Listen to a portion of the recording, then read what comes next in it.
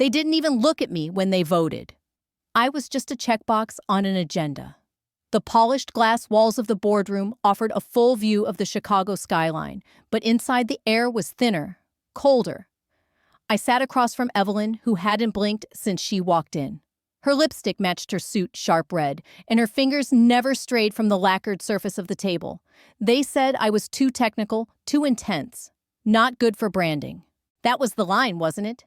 The one my mother used to whisper with a smile before she became Evelyn Whitmore, CEO and my boss. The meeting had been framed as a product roadmap check-in. That's why I showed up with a mock-up and printouts. I should have known. Everyone was already seated. Papers in hand, no coffee on the table. Too formal, too dry, too final. Evelyn's voice sliced through the air. We appreciate everything Claire has contributed. But effective today, we are restructuring the advisory board. Cultural misalignment was identified months ago. Cultural misalignment. I could almost laugh. This company ran on the algorithms I wrote at my kitchen table 5 years ago when Evelyn was still hosting charity brunches and Douglas was pretending to parent. Douglas didn't speak. His hands stayed folded, his eyes trained on the view outside. He didn't even flinch when Evelyn handed me the envelope. A single sheet terms of departure, retroactive from last quarter. No severance, no titles, just gone. You'll find the terms respectful, she said, rehearsed. We wanted to offer a dignified exit. I read the paper slowly, line by line. My thumb paused briefly at clause 17.4, language I'd buried 2 years ago in a contract Evelyn signed in haste. It was real, active. Today. Understood, I replied. My voice didn't tremble. Not even a flicker. I stood, nodded at the silent wall of board members, and walked out with my head level. The world outside looked untouched, but I knew better. Empires rot from the inside. By the time the elevator reached the lobby, I had already opened the encrypted messaging app. I typed just 6 words, activate clause. File begins now. Then I sent it to Jared. Evelyn's glass of champagne clinked against her assistant's. To a new future, I heard her say as the elevator doors slid shut. It wasn't about revenge. This was the first move in a game I had designed, blindfolded and fed to them spoonful by spoonful. It was never personal. It was inevitable. Outside spring had broken over the city. I didn't feel it. Inside me was a quiet machine whirring to life, its gears oiled by years of condescension, soft betrayals, and tight smiles. They thought they were rid of me. They had no idea. By the time Evelyn's assistant burst through the boardroom doors, waving her phone in panic, I was already blocks away. Urgent legal alert from your IP lawyer, she panted, face pale. Let the future begin. Mine this time. They erased my name from the slides. They forgot I still had my soldering iron. The garage smelled like dust and copper and heat the same way it always had even after all these years. The soldering station was still set up in the corner beside the old pegboard with half-labeled wires and motors. My fingers moved instinctively, flipping the switch on the magnifying lamp, bathing the workbench in clinical white light. This space was mine before the company was. Before the boardroom, before Evelyn. Dad used to say, "You've got your mother's brain and my wiring." Funny. Neither of them wanted to see that anymore. I traced my hand across the etched initials on the wall beam, MW and CW. Margaret and Claire Whitmore. She taught me to prototype, to test, to doubt every perfect claim until it passed 1,000 times. She didn't talk much about success. She talked about resilience. That's why I was still standing. The first prototype I built was a smart lock designed with no external access point, no keypad, no fingerprint reader, no Wi-Fi. Just proximity and precision. I was 13. It failed 4 times. The 5th locked both of us out of the garage until Mom found a workaround using a magnet and a salvaged pager. She was thrilled. Evelyn had walked in that night with takeout and her first taste of resentment. "That's cute," she'd said, smiling at Mom. "But how much does it sell for back then? Evelyn wasn't family yet. Just a poised woman hovering around my dad's orbit. but she already knew how to talk with compliments that didn't land right. I remember Margaret giving me that knowing look, the one that meant, not every pat on the head is friendly. After Mom's funeral, Evelyn's ascent was fast and frictionless. She shifted departments, took over operations, then PR. She had the kind of polish that attracted investors, something my calloused hands and cluttered notes never could. My father receded like tidewater, content to let her steer. Around that time, I got my first warning. Jared emailed me from MIT, where he was interning at a startup under heavy NDAs. "You're not protecting your stuff enough," he wrote. "Ideas can walk. People will sell them without even flinching." I started building my vault the next day. I called it the lockbox. Not a literal box, but an encrypted archive physically backed up and cloud-mirrored under layers of obfuscation. Every design, every schematic, every algorithm I made that Evelyn didn't even glance at, I logged them under my own legal entity. Quietly, perfectly legal, perfectly traceable. They had their press releases. I had patents. I backed up every version of my smart lock technology and filed provisional claims under aliases. Later, I transferred them into a trust with me as primary beneficiary. Margaret taught me to think 10 moves ahead. So I did. I created licensing conditions tied to execution milestones. Any deviation and usage rights reverted. Evelyn had no idea. She never read Clause 1704. She just signed. She always signed. Tonight the server booted up like an old friend. Blue glow hum of quiet readiness. I typed the password, my mother's initials, and the date of my first failed prototype. The file tree opened like a ceremony. 17 folders, 17 granted patents. All mine, all licensed, all conditional. Outside, the wind blew softly against the garage door like it was watching. My phone buzzed once. "Jared." I picked up. "They're in violation," he said, voice steady.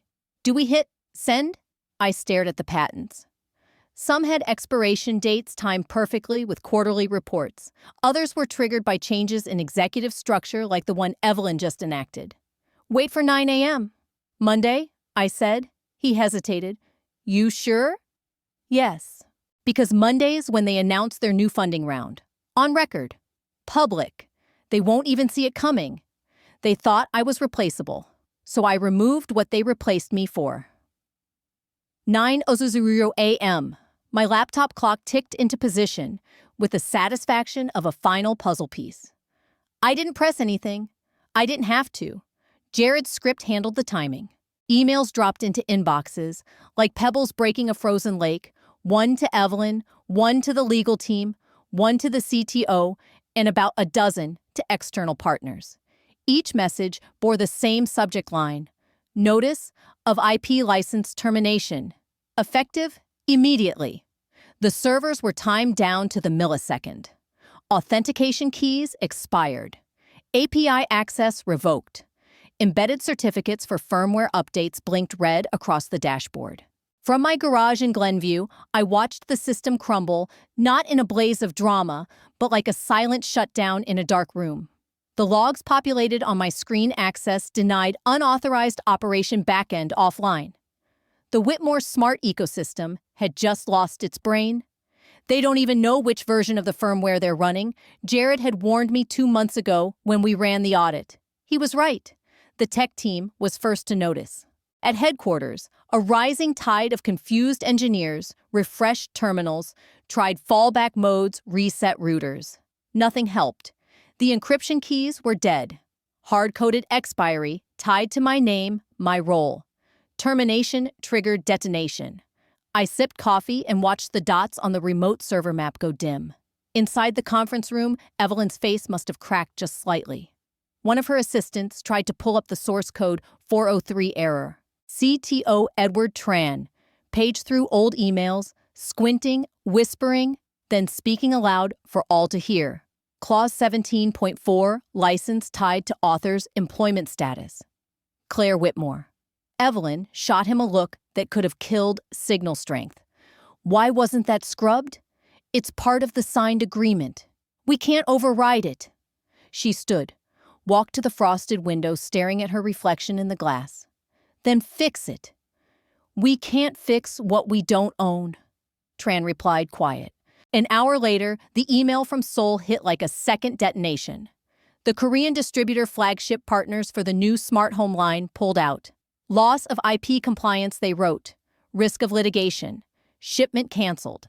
Douglas, now half-ghost in his own company, walked into the boardroom mid-chaos. He took one look at Evelyn, then the CTO, then the screen of failed code builds. What the hell did she do? No one answered. They just stared at the reflection of his daughter's name in bold on the IP license document. Back in my garage, I leaned back in the chair. I'd rebuilt myself surrounded by blueprints, solder beads, and test units I'd never shipped. My finger hovered over the playback file. One click. On screens across HQ, the video began to play. I appeared pre-recorded, perfectly lit expression, neutral. You terminated me. The license terminated with me. No rage, no smugness. Just a fact delivered like a scalpel. I closed the laptop. My phone lit up immediately. Evelyn's name blared across the screen. I let it ring. Once, twice, 5 times. Then I let it go. They built walls of glass. I shattered them with silence. The Whitmore Innovations boardroom had never been this quiet. Outside, sunlight bounced off the skyscrapers like it always had. Inside, reflections bounced off faces pale, tense, looking anywhere but at each other. They were waiting for Evelyn to speak, but her lips were pressed so tightly together, it looked like she was holding her breath. Across the hall, the PR team sat in their war room, bleary-eyed. They'd been trying for hours to control the narrative, but there was nothing to spin. Claire Whitmore hadn't tweeted, hadn't emailed, hadn't spoken to a single journalist, and still her silence was louder than any headline. She may be brilliant, Evelyn once told me through clenched teeth after a demo win, but she's forgettable. Not anymore. There was no official press release because they didn't know what to say. No products to showcase because they didn't know what still worked. And now, no internal consensus because no one, not even the CTO, understood the code architecture Claire had built from the ground up. In the warehouse, devices blinked, but refused to sync. Thousands of smart locks, thermostats, and security hubs sat inert, waiting for software they could no longer receive. Returns flooded in. Customer support went dark. A product line with millions in marketing budget had become e-waste overnight. Evelyn refused to admit defeat. She doubled meetings, barked orders, tried to reconstruct a roadmap no one could follow. We'll build it from scratch, she snapped. I don't care how long it takes. But Douglas, who had, until now, remained an empty vessel in a tailored suit, started reviewing old files, legal contracts, patents, his daughter's original prototypes. There was something dawning behind his eyes, not guilt, not yet, but confusion that bordered on recognition. The shareholders weren't confused. They were furious. One sent a message demanding clarity within the week, or they'd call an emergency vote. Another scheduled a personal audit of company assets. A third simply wrote, "Fix this or resign." Meanwhile, in my garage, I sat in the dark with the faint hum of servers around me. I didn't write any code. I didn't make any calls. I just listened, waited. Every system has its natural decay. Most people just don't notice until something explodes. I designed mine to unravel with the precision of a clock winding down. Jared pinged me. They're hemorrhaging. CTO resigned. Want to trigger the next clause? Not yet, I replied. Timing was everything. An hour later, my screen flashed again. A message from a board member. Short, deliberate. Return and we'll vote you in. No apology, no confession. Just a white flag cloaked in strategy. Jared called the moment I read it.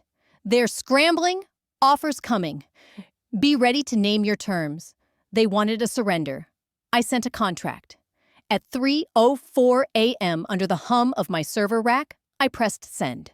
No drama, no threats. Just a document. 17 pages long, perfectly formatted, legally binding. Subject counterproposal. Claire Whitmore.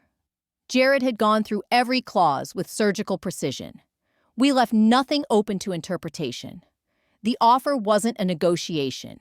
It was a statement: 51% equity voting rights, CTO title reinstated, unconditional access to all Whitmore servers and labs, full ownership of my patents, past, present, and derivative. In essence, the company's future, if it wanted one, ran through me. It wasn't revenge. It was efficiency. Across the city inside Whitmore, HQ fluorescent lights flickered on as an emergency meeting convened at 10:00 a.m. Most board members hadn't slept. Evelyn sat at the head of the table in a crimson blazer, flanked by two lawyers who hadn't seen the sunrise in days. She was composed, but her eyes were razor wire. "She's blackmailing us," Evelyn hissed, slamming a hand on the contract. "No," Jared replied, coolly patched in via speakerphone. "She's exercising legal leverage you never thought she'd keep." Evelyn stared at the header again. Intellectual property and executive rights restoration agreement. Every bullet point had receipts, patent numbers, licensing histories, contractual links dating back nearly a decade. She was never supposed to have this kind of authority, Evelyn muttered. Douglas, silent until now, adjusted his glasses and began flipping through an old folder. Legal records, archive scans, annotations in his own hand. "She doesn't," Evelyn insisted, unless someone Douglas suddenly stopped flipping. His face drained of color. "I signed this." The room turned to him. He held up a scanned copy of an internal memo dated 2016. It was a reclassification request. At the time, Claire had asked that her inventions be categorized as independent consulting outputs rather than in-house R&D. I remember he whispered more to himself than to anyone else. "She said it was for future tax strategy." "I didn't think—" "You gave her the rights," Jared confirmed. "Clause 17(4). You co-signed." Evelyn's hands clenched on the table. Her polished facade cracked, if only for a second. Back in my garage, I poured a fresh cup of black coffee. I didn't need to see the live reaction. Jared had everything under control. "Let them sweat," I muttered as I turned off my phone. They didn't read the clause. They assumed I hadn't either. 3 years ago, in a windowless room filled with paper trails and stale coffee, Jared stared at me like I'd gone too far. "You want to bury this under a compliance memo?" I nodded. Titled, Licensing Review Appendix C. It'll be page 47. Nobody reads that deep. He leaned back in his chair, tapping the pen against his knee. "Claire, this is... it's overkill. I mean, yeah, Evelyn's not subtle, but this clause, it's like wiring the floor with C4 in case someone ever moves your desk." "Then don't move my desk," I replied. Clause 17(4) wasn't born out of paranoia. It was born from a quiet truth: people like Evelyn don't lose power. They sign it away, line by line, while thinking they're winning. The clause stated in dry legalese that any termination of my active employment would automatically nullify all IP licenses granted to the company, reverting full rights to me personally, no board vote required. The moment they erased my name from the org chart, they erased their access to 17 patents. Jared finally agreed. We layered it under licensing provisions and compliance redundancies. Evelyn's approval came 2 weeks later, rubber-stamped, initialed, time-stamped. In the present, Jared was hunched over his laptop in his apartment, cross-referencing those digital receipts. His fingers flew across keys, sifting through old approvals metadata change logs. He found the email Evelyn's assistant forwarding the compliance packet. Her reply was brief, reviewed. Proceed. The digital signature matched. She had in fact signed off on her own undoing. Meanwhile, I was in my server room. No windows, just cold blue LED strips reflecting off titanium casings. Every one of my patents was secured here, layered with encryption mirrored off-site with outside counsel. I uploaded Jared's findings. Internal approvals, time-stamped permissions, Slack archives, all of it bundled neatly. Legal landmines sealed in a vault. At Whitmore HQ, Evelyn was pacing. Her assistant handed her a file marked conflict logs. She opened it to discover internal flags, warnings issued months prior by two junior analysts red flagging inconsistencies in IP chain of custody. Nobody followed up. The alerts were buried like everything else. Back in the vault, I pressed play on a pre-recorded message. My face stared back at me on screen recorded weeks ago in anticipation of this moment. "You signed it, Evelyn?" I said calmly. "You notarized your own defeat." Jared's phone buzzed. "Legal analyst confirms everything holds," he said, voice tight with a mixture of awe and adrenaline. "Clause 17.4 is a loaded gun and you're holding it." I didn't smile. This wasn't about satisfaction. It was about leverage. Jared asked, "Your patents have teeth now. Want to make them bite?" They thought I was bluffing. So I let them choke on the silence. No press release, no headlines. Just a single clause revoked in the licensing register. At exactly 7:01 a.m., the EchoFrame smart sensor platform, an obscure but lucrative side product, vanished from the internal license board. No warning, no memo, just gone. They didn't even notice it at first. The product team panicked before legal did. "Why can't we access the firmware repo?" a junior engineer posted on Slack. Another replied with a screenshot. "Access denied." Evelyn's chief of product tried to reroute through a mirror server, but the redirects led nowhere. The backups were encrypted. The encryption key was mine. I watched from my garage, still half dark from the storm the night before, sipping lukewarm coffee as Jared ran diagnostics from his end. "You good?" he asked over speaker. "They'll realize." By noon, I replied. EchoFrame hits 3 international warehouses today. By 10:13, the sole distributor froze all inbound units. Paris followed by 11:20. Evelyn called an emergency sit-down. Her voice on the leaked Zoom call sounded clipped, strained. "This is sabotage," she hissed, though she already knew better. The legal team scrambled for backdoors. Jared had predicted this. They'll go for a force majeure clause. They did. It failed. Every contract routed back to the licensing entity, me. Then came the optics. Bloomberg's ticker flashed, "Whitmore Tech in licensing turmoil." A banner on their midday finance show read, "Boardroom chaos." I screenshotted it. Just for the archive. But the real surprise didn't come from the media. It came from Helena. Her name blinked on my private comms. I hadn't spoken to her in 3 years. Her message was one line. I knew this code. "You saved it." Helena had been part of the original firmware team before Evelyn ousted her quietly. She'd built the early sensor mesh system for EchoFrame, and I'd re-encoded it during a holiday break, hiding the original framework under my own dev key. When Helena got pushed out, I archived her contributions in my private server, protected under a conditional restoration clause. Now she was reaching out. I typed back, "Still got access." She replied instantly. "More than that, I have the original build files Evelyn tried to bury." My fingers paused above the keyboard. Evelyn had erased Helena from the company's history, just like she tried to erase me. But unlike me, Helena had stayed silent until now. Claire's war wasn't loud, but every move echoed. Whitmore's stock dropped 7% by market close. Evelyn's face, flushed, jaw tight, appeared during a live segment. She didn't speak, just sat behind a row of blinds backlit by Chicago's gray skyline.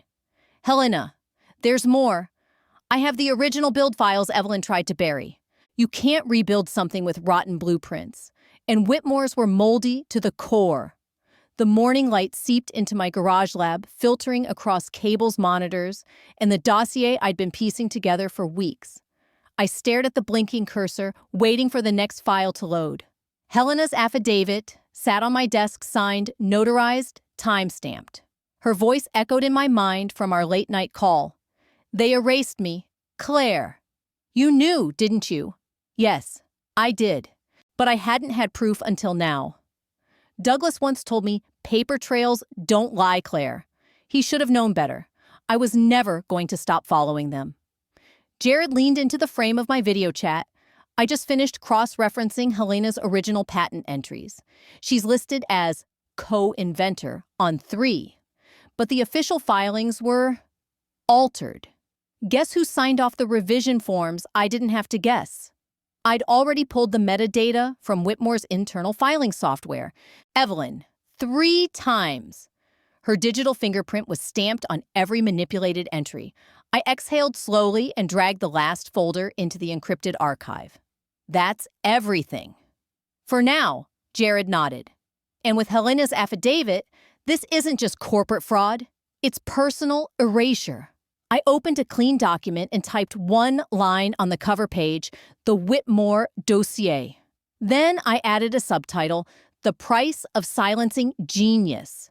Helena had sent me more than her testimony. She gave me archived HR memos, cold bureaucratic phrases like creative divergence and budget realignment used to dismiss her. But behind the jargon was a truth: she was fired because Evelyn saw her brilliance as a threat. I called the only journalist I trusted, Samantha Ung, senior writer at Tech Viewpoint. We'd exchanged encrypted emails before, back when I started protecting my patents. This time, I sent her the full dossier. Subject line: if I disappear, publish. Samantha messaged back in less than an hour. This is fire. I'll hold until you say go. The garage went still. The server hummed like it knew what I was preparing to do. This wasn't revenge, it was reclamation. Helena pinged me again. A short line. You didn't just save my code, you saved me. I stared at it longer than I meant to. Sometimes silence spoke more than any speech I could give. Then slowly I typed one more sentence onto the cover page of the dossier. The truth is not leverage. It's the foundation. I saved the file and leaned back. This wasn't phase 1 or 2 anymore. This was the infrastructure collapse. The skeleton of Whitmore Innovations was buckling under its own lies. Then my inbox chimed. From Douglas Whitmore, subject: can we talk off the record? I didn't click it right away. I just sat there, fingers hovering over the mouse, letting the silence thicken around me. He said he never knew. I said that was worse than knowing. The booth felt colder than the Chicago air outside. Leather seats, dim amber lighting, and silence that clung like static.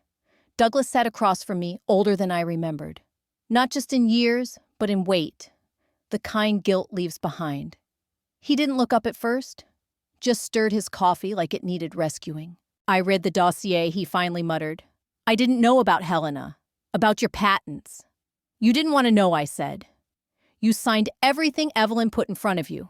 He flinched, but not from my words, more like from recognition.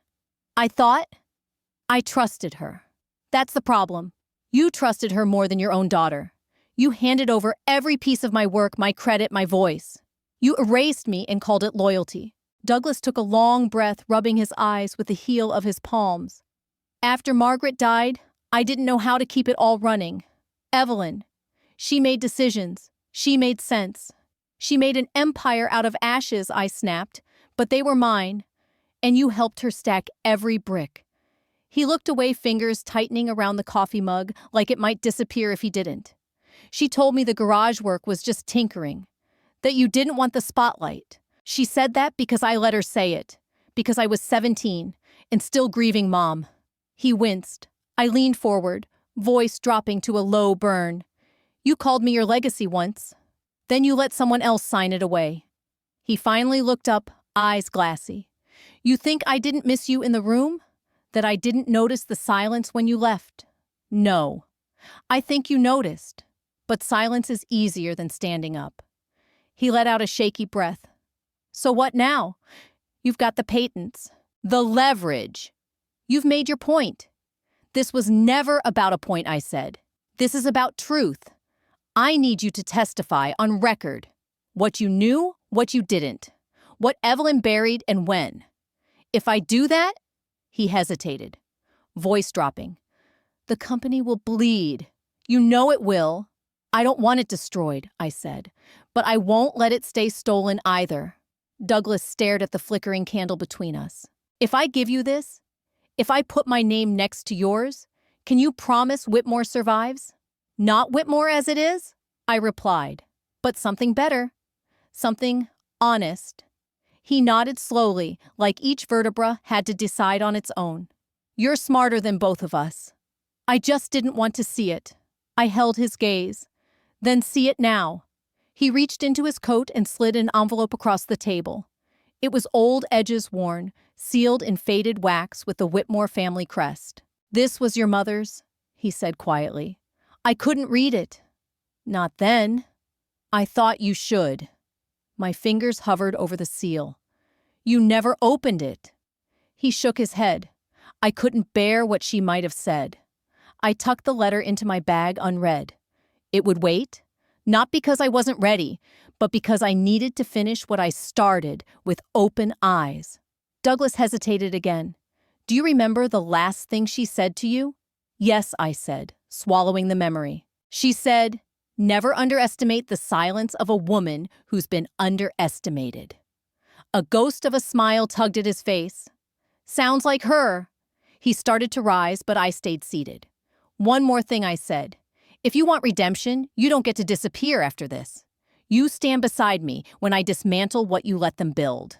He paused, then gave a slow nod. "I will." We didn't hug. We didn't shake hands. Just a shared look, unspoken, tentative, but real. As he stepped outside into the cold, my phone buzzed. "Jared's status." I replied with a single word: "Shifted." I didn't explain, but I knew what came next. Because after every failure comes the fork in the road where you rebuild, or you vanish. And I had no plans of vanishing. They wanted signatures. I gave them conditions. The glass doors hissed shut behind me as I stepped into the Whitmore boardroom for the first time since they'd erased me. The skyline looked the same, but everything else had changed. This time, I wasn't just another name on an agenda. I was the agenda. Helena walked beside me in quiet defiance. Jared a step behind, tablet already lit. Evelyn was already seated at the head of the table, flanked by board members who wouldn't meet my eyes. Douglas sat further down, the row hands folded, eyes heavy with something unspoken. I placed a single folder on the table. "Let's begin." Evelyn didn't rise. "Claire, this meeting was not formally scheduled." "It's happening anyway," I said, voice even. And this time, I brought the full terms. Jared tapped his screen. The wall-mounted displays around the room flickered, then snapped to attention. The presentation title burned bold in corporate blue: The Claire Clause. Clause 17.4 was protection. I continued. The Claire Clause. That's domination. Slide by slide, I walked them through the structure I'd built in silence. 51% voting control, effective immediately, mandatory. Tech reinvestment from executive bonuses. Helena reinstated with full retroactive credit on 3 patents and a third-party audit of R&D ethics and compliance for the next 36 months. I paused. Also no non-compete clauses against any current or former team members I designate. That one hit Evelyn hardest. Her jaw stiffened. Helena looked down, but couldn't hide the curl of her fingers into a quiet fist. Evelyn hissed, "You're gutting the company." "No," I replied. "I'm excising the rot." She turned to the board. "This is blackmail." "No," I corrected. "This is math. Yours failed, mine holds." Jared tapped again. A grid of timestamps, internal ledger signatures, and system dependencies filled the screen. The boardroom fell into silence. "These aren't theories," Jared said. "These are facts." I kept going. "Here's the forensic analysis from the IP vault. Evelyn's override attempts, discrepancies in patent citations, deleted credit lines, audit trails. Evelyn hoped no one would follow. Evelyn stood. This is a smear job." "You signed off on it," Jared cut in. "Multiple times. The audit logs are time-stamped and confirmed by our independent counsel. No one forced your hand." The board murmured. 2 members leaned toward one another, whispering. One scribbled something on a legal pad. Another clenched his jaw. I recognized the symptoms. They weren't outraged. They were calculating. Douglas finally spoke. "I reviewed the ledger," he said. "Claire's entries check out. So do the signatures, including mine." Evelyn turned sharply. "You're defending her." "I'm acknowledging reality," he said quietly. "Something we haven't done in a while." She stared at him, stunned. I took a breath, then pushed the final document forward. "The Claire Clause," I repeated. "It's non-negotiable." The final terms, I remain CTO with veto power over any tech deployment. Helena leads R&D. Evelyn may stay on as ceremonial chair if she chooses, but without vote. If not, I assume full executive control. The board retains their seats if they vote in favor unanimously. If not one board member asked voice dry. I leaned forward. Then I revoke every IP license, 17 core systems. Within hours, your operation seize up. Orders freeze. Investors pull out. I let your foundation crumble. They blinked. Not in anger, but in slow acceptance. This company, I continued, was built in a garage, not a boardroom. It lived in schematics, not speeches. It didn't die when you erased me. It began. Evelyn's gaze had sharpened into something acidic. You think you'll be accepted. After this circus, I didn't flinch. I don't need to be accepted. I need to be obeyed. Silence. Helena shifted slightly beside me. Jared remained frozen. I heard the HVAC system hum the soft tick of someone's watch. Then a voice from the far end of the table measured deliberate. Ms. Whitmore, welcome back. They never thought it would come to light. That was their mistake, not mine. The Whitmore annual shareholder meeting was held in a cavernous, glass-walled hall on the 5th floor of the convention center, just blocks from where I'd first sketched circuit diagrams in my college dorm. This time, I wasn't presenting a prototype. I was unveiling the truth. The hall was full. Investors, executives, tech journalists, industry skeptics, and a dozen streaming cameras angled to catch every flicker of emotion. Behind me stood Jared and Helena, calm and unreadable. In the third row, Evelyn and Douglas sat separated by one empty chair. They used to seat me in the back. The host began the formalities, quarterly growth earnings projections. Then he announced the next segment, leadership structure and IP review, presented by Ms. Claire Whitmore. Gasps echoed before I even reached the podium. I didn't raise my voice. I didn't need to. The first slide showed Helena's name on 3 provisional patents filed in 2018. The second showed the final submissions, her name missing. The third displayed an internal memo from Evelyn's office. Reassign credit to internal R&D. No attribution required. Murmurs rippled like shockwaves. I turned slightly, letting my voice cut through the tension. For those unfamiliar with IP theft, it starts with silence. A missing name. A deleted file. A denied login. Evelyn stood microphone in hand. This is slander. Misinterpretation of outdated records. Jared stepped forward. Actually, it's a digital trail. All time-stamped. All retrievable. The display changed to video Evelyn's former assistant entering override commands in the patent system. Somewhere in the back, someone coughed.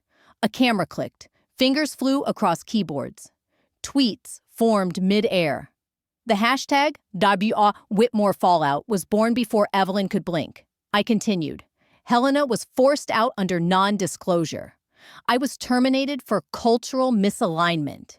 And yet 17 core patents remain tied to my designs without license continuity. Clause 17.4 triggered upon my termination. That wasn't an accident. That was architecture.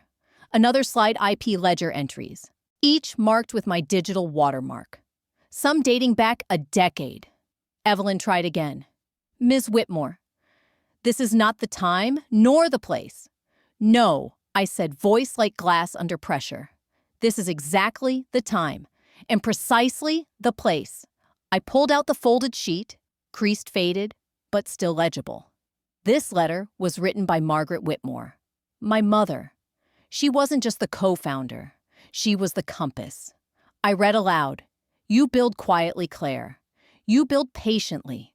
But one day when it matters, make sure they hear you. The room hushed. No one shuffled. No one dared breathe. Behind me, Helena stepped forward, shoulders squared. Her voice didn't waver. I was erased, she said. And so was Claire. But the code remembers. Code always remembers. The screen shifted again. Lines of source code, original strings, annotations with our initials. Time-stamped, immutable. Douglas bowed his head. His fingers were white-knuckled on the back of the chair in front of him. In the glow of the projector light, He looked old, exhausted by the truth he'd ignored for too long. Evelyn's attorney leaned over, whispering urgently. Papers shuffled. He stood. We request a formal recess to review these materials. I didn't miss a beat. Truth doesn't recess. The audience erupted not in chaos, but with the rising tide of realization. It was the sound of silence breaking, a collective intake of breath after years of gaslighting.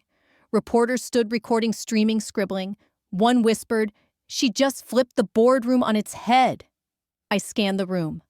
Some eyes were wide with horror, others with awe. Jared gave me a subtle nod. Helena's jaw tightened, but her eyes shone. Douglas met my gaze and didn't look away. This wasn't revenge. This was reckoning, and it had just begun. All the glass Evelyn built around herself, it was never bulletproof, just polished. The headline hit at 7:03 a.m. A clean, brutal serif font stared back at every screen in the city. The Whitmore Files, patent theft, corporate erasure, and the woman who fought back. By 7:15, it was trending. By 8:00, Slack messages leaked. By 9:00, Evelyn's name was radioactive. I didn't need to do anything. I sat at my kitchen table with a cold cup of coffee and the dossier still open on my laptop. Jared was already on his third call of the day, cross-referencing subpoenas. Helena forwarded screenshots from the internal employee forum, anonymous messages of support, clipped Slack threads, and a photo of Evelyn's nameplate being quietly removed from the executive floor. The wave had begun. The article pulled no punches. It wasn't angry. It was surgical. It named the dates, attached the documents, laid out every erased name like gravestones.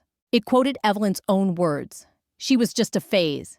It ended with mine. The truth is not leverage. It's the foundation. At 10:22, the CTO issued a public affidavit. Yes, Evelyn had overridden system architecture. Yes, credit was reassigned post-deadline. No, Claire was never informed. Stocks slid 4%, then 7%. A scheduled team-building event at headquarters was canceled. Most employees didn't log on. The legal department issued an internal memo advising board members to avoid public commentary. Investors started unloading stock. PR firms declined to represent Whitmore. One returned a check with a statement, "We don't manage fiction." Douglas called. I didn't answer. The meltdown didn't come in shouts.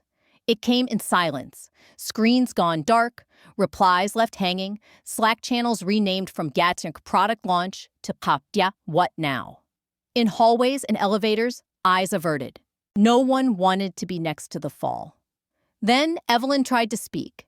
They announced a 2:00 p.m. press conference. A chance for clarity, the media advisor said. What they got was spectacle.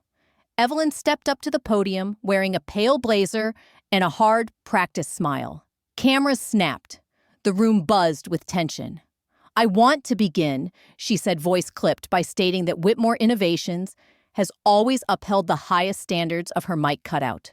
Then returned. Professionalism and innovation. Recent stories in the press are based on selective narratives and internal miscommunications. I was not. A journalist stood. Did you personally authorize the erasure of Helena Tran's name from 3 patent applications in 2018? Evelyn blinked. Tight smile. That wasn't my. Our process has multiple hands. Another reporter interrupted. And the quote, "She was just a phase? That's your language?" Yes? Evelyn's lips twitched. That's out of context. The phrase was internal part of a morale. Her voice caught. You people are vultures. Flashbulbs burst. Questions piled. Is Claire Whitmore now the legal majority rights holder? What role did Douglas Whitmore play in the reassignments? Did you knowingly misrepresent board decisions to investors? Evelyn opened her mouth. Closed it. Then I don't have to stand here for this, she snapped. She removed the mic, tossed it onto the podium, and walked off stage. Cameras followed her all the way out. No one clapped. No one spoke. Outside the venue, 2 employees from R&D handed in their badges to security. A protest sign appeared across the street. By 3:00 p.m., we build code. not silence. Evelyn's world, manicured and sterile, was bleeding pixels and paper trails. At 3:17, Douglas announced his resignation from the board. Effective immediately, the statement read in response to ethical discrepancies and procedural breakdowns. At 4:05, I received a text. Evelyn, you win. I'm out. I stared at it for a long time. No confetti dropped, no music swelled. Just the soft whir of my server cooling system and the late afternoon light crawling across my garage floor. This wasn't about revenge anymore. That had burned away months ago, maybe even years. This was acknowledgement. She had spent years shaping a castle of strategy, alliances, and perfectly timed cruelty. I didn't topple it with fury. I dismantled it paper by paper, bite by bite. I closed my laptop. Outside, the wind shifted in the trees. It wasn't triumph, but it was peace. And for the first time in years, it was mine. You don't get to choose what breaks, only what you rebuild. The elevator opened without a sound, its doors parting like a sigh of resignation. I stepped onto the floor I once knew intimately, the heartbeat of Whitmore Innovations, and found it gutted by silence. No people, no chatter, no manufactured smiles or half-hearted nods. Only the quiet hum of dormant machines blinking error messages into empty space. The power was still on, but the soul had gone. The empire they took from me had caved inward, and now I was walking through its hollow bones. I passed the row of executive offices, the glass walls smeared with fingerprints and tension. Evelyn's nameplate had already been pried off, leaving a faint square outline in the dust, like even the air didn't want to remember her. Cubicles were abandoned mid-motion. Half-filled coffee mugs, slumped chairs. A whiteboard still bore a scrawl from a forgotten meeting Q2 projection strategy. I stood in front of it longer than I should have, wondering who had been brave enough to care when the rot had already spread. Then I saw it just inside the conference room. A framed photo. My family years ago. Dad with that stiff, camera-ready smile. Mom glowing in a way Evelyn never could. And me, 14, in a hoodie gripping a soldering iron like it was a sword. I remembered that day. We'd just finished wiring the first version of the adaptive lock. I called it Sentinel. No one had believed in it then except Mom. I traced the edge of the photo's frame with my finger. It was thinner than I expected. Fragile. My phone buzzed. Jared, they're voting soon, he said. You're next in line. Do you want the seat? The CEO chair? The throne? The finish line? I exhaled slowly. No, I said, I want the foundation. They can keep the throne. I hung up before he could answer. Helena was waiting by the elevator, coat in hand. Her face was lit differently now, less anger, more clarity. I'm stepping away, she said, before I even asked. Starting my own lab. Clean slate. You're sure? She nodded. This place took too much from both of us. You rebuilt what they broke. I want to build what hasn't been imagined yet. We didn't hug, just stood there, engineers of wreckage, ready to be architects again. When I got back to my garage, dusk had settled in. The bare bulb above the bench buzzed faintly, casting soft shadows on the blueprints, tools, and components I knew better than my own reflection. There, it was my prototype. The same design they once dismissed. It sat pristine on the bench, updated, defiant. The outer shell gleamed as if proud of what it had endured. I ran a finger along its edge. This was never about payback. Not really. They built a business. I built a foundation. Then I saw it. The envelope. Still unopened since Douglas handed it to me days ago, its surface worn with time and something heavier, regret. I broke the seal. Inside, one sheet of aged paper, folded once. My mother's handwriting. Let them come to you. Nothing else. No signature, no explanation. I held it for a long time. That one line carried more than any title, any throne. It carried the weight of restraint, of trust in timing, of knowing when to stop chasing what you already deserve. The machines around me hummed in steady rhythm, oblivious to empires rising or falling. They just waited for the next idea, the next command. So did I. And this time, they would come to me. Jared leaned against the glass wall of the modest conference room. Arms crossed, a rare smile tugging at the corners of his mouth. You know, he said, I think Margaret would have hated the branding. Too minimal. Claire laughed, the kind that echoed from the center of her chest. She would have demanded flowers, color, sentiment. She paused, looking out at the small team gathering in the open workspace beyond. But she'd have loved the purpose. The walls of Margaret's systems were bare by design. No legacy plaques, no family portraits, no Whitmore echoes. Just space whiteboards and voices. The interns, now teammates, moved with a quiet urgency Claire recognized. It wasn't corporate anxiety. It was hunger. They were here because they believed in the work. One of them, a soft-spoken systems engineer named Priya, approached her with trembling hands. Ms. Whitmore, Claire. I just wanted to say, I joined Whitmore because I admired your early work. I almost quit tech when I saw what they did to you. Claire placed a hand gently on her shoulder. Then you're exactly who we need. This isn't a monument. It's a machine. Let's build something better.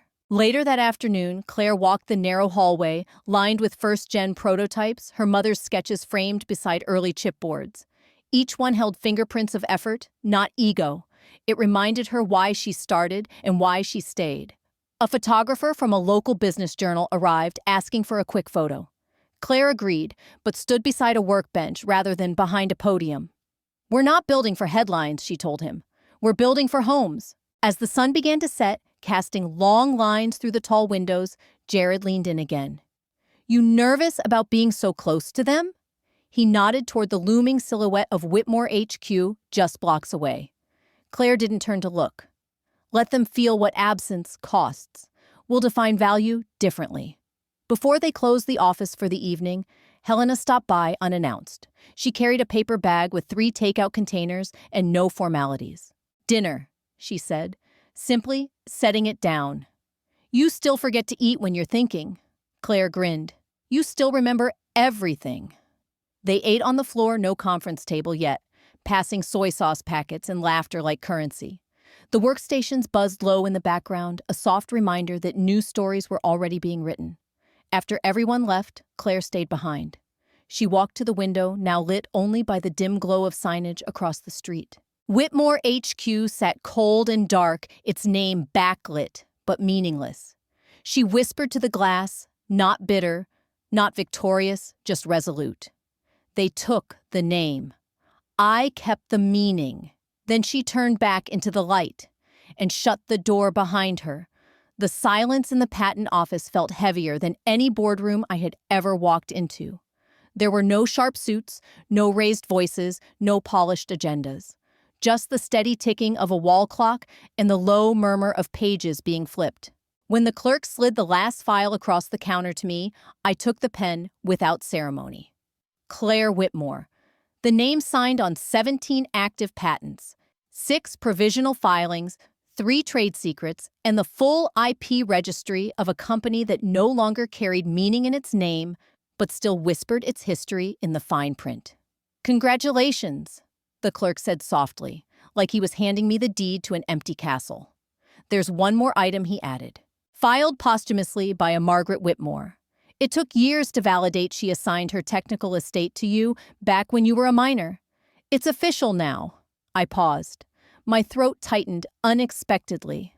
Thank you, I said, folding the letter into my coat pocket. Without reading it, at least, not yet.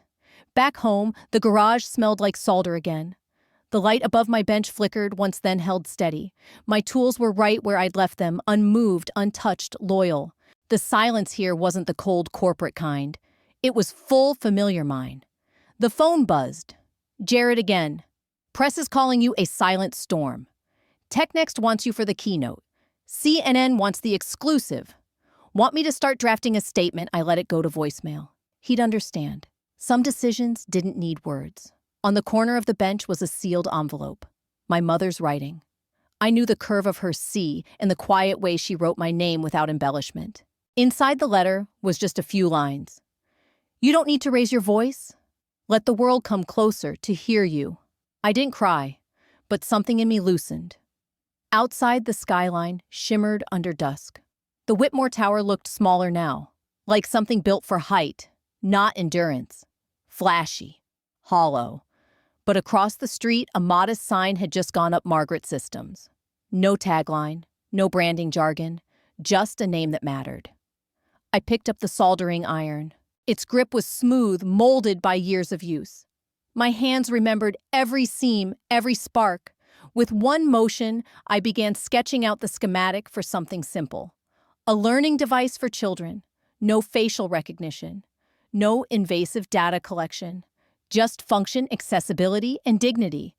That was the difference now. I didn't need to dominate. I just needed to build without interference. Legacy, I'd learned, wasn't loud. It was encoded in habits, in silent resistance, in never giving up your blueprint. The phone blinked again. Another call, another interview. I muted it. I placed the prototype gently into its casing, then turned to the bench where my mother's circuit plan still sat untouched after all these years. I laid mine beside hers. 2 generations. 1 continuum. From upstairs, the radio played an old jazz record. I let it wash over me as I closed the cabinet, flipped off the lights, and let the garage fall into a quiet hum. Margaret's voice, not memory, but truth, echoed in my mind one last time. You were always the quiet one. That's why they never saw you coming. And that was exactly how I wanted it. They erased my name. They silenced my voice. They assumed I would vanish the moment I walked out of that boardroom. But here I am, still standing, soldering iron in hand, name etched into every patent they once claimed as theirs. If you're hearing my story, know this. I didn't fight because I wanted revenge. I fought because I refused to be forgotten. I refused to let someone else profit from the work of my hands, the hours of isolation, the late nights building circuits while they were planning cocktail parties.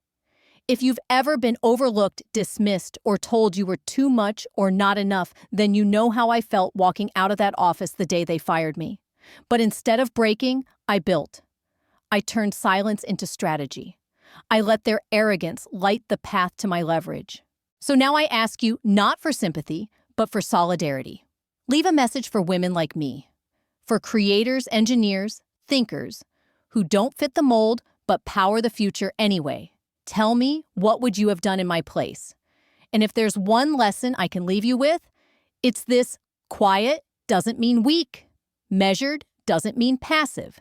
Sometimes the strongest move is the one they don't hear coming.